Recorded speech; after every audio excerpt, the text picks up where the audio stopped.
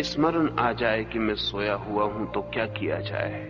पहला सूत्र सोए हुए होने का स्मरण। दूसरा सूत्र, इस नींद को तोड़ने के लिए क्या किया जाए, कौन सा उपाय है। और ध्यान रहे, जो आदमी अपनी इस मंजिल की नींद को तोड़ दे वो इसके नीचे की मंजिल की सीढ़ियों पर पहुंच जाता है अपने आप। अगर कोई आदमी चेतन मन में जाग जाए तो अचेतन में उतर जाता है। अचेतन में उतरने का सूत्र चेतन मन में जाग जाना है।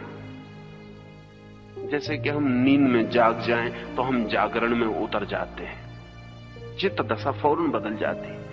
एक आदमी को नींद में हमने हिला दिया, वो जाग गया तो नींद गई और जागना शुरू हो गया, दूसरी चित्त दशा शुरू हो गई।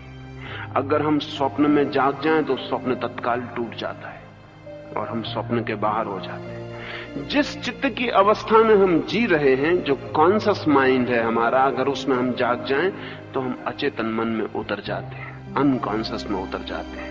और इसके पहले कि मैं समझाऊं कैसे जागें, ये भी आपको समझा दूं कि जितने हम नीचे गहरे उतरते हैं उतने ही हम ऊपर भी उठते जाते हैं। जीवन का नियम ऐसा ही है जैसा वृक्षों का नियम है। जड़ें नीचे जाती हैं, वृक्ष ऊपर जाता है। साधना नीचे जाती है, सिद्धि ऊपर जाती है।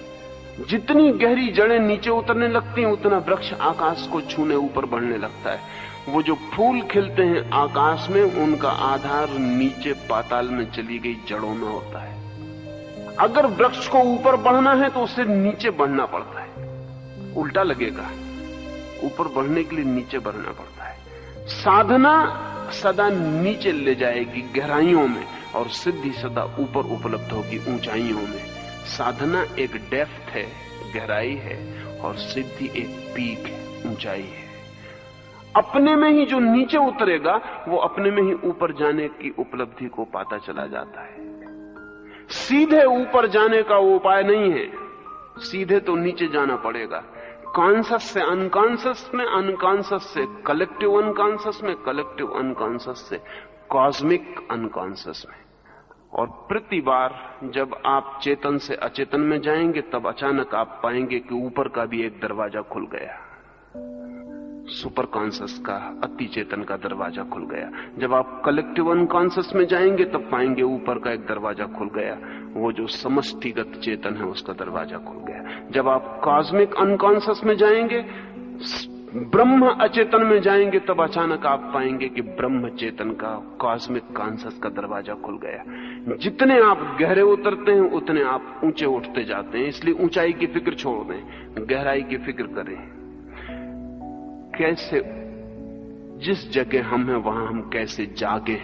अगर कोई आदमी हम पूछे कि हम तैरना कैसे सीखें तो उससे हम क्या कहेंगे? उससे हम कहेंगे तैरना शुरू करो। वो कहेगा अभी मैं तैरना जानता ही नहीं, तो मैं शुरू कैसे कर सकता हूं?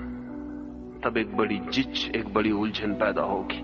अगर मैं आपको नदी के किनारे ले जाऊं और कहूं कि मैं आपको तैरना सिखाता हूं, तो आप कहेंगे मैं तब तक पानी में ना उतरूंगा जब तक मैं तैरना ना सीख लूं। और आपका तर्क सही होगा। सभी सही दिखाई पड़ने वाले तर्क जरूरी रूप से सत्य के निकट ले जाने वाले नहीं होते। आपका तर्क बिल्कुल सही है कि जब तक मैं तैरना ना सीख लूं मैं पानी में कैसे उतरूं, पहले मुझे तैरना सिखा दें फिर मैं पानी में उतर जाऊंगा। ये बिल्कुल तर्कयुक्त, लॉजिकल दिखाई पड़ता है। लेकिन मैं आपसे कहूंगा कि जब तक आप पानी में ना उतरे तब तक तैरना कैसे सीख सकते हैं?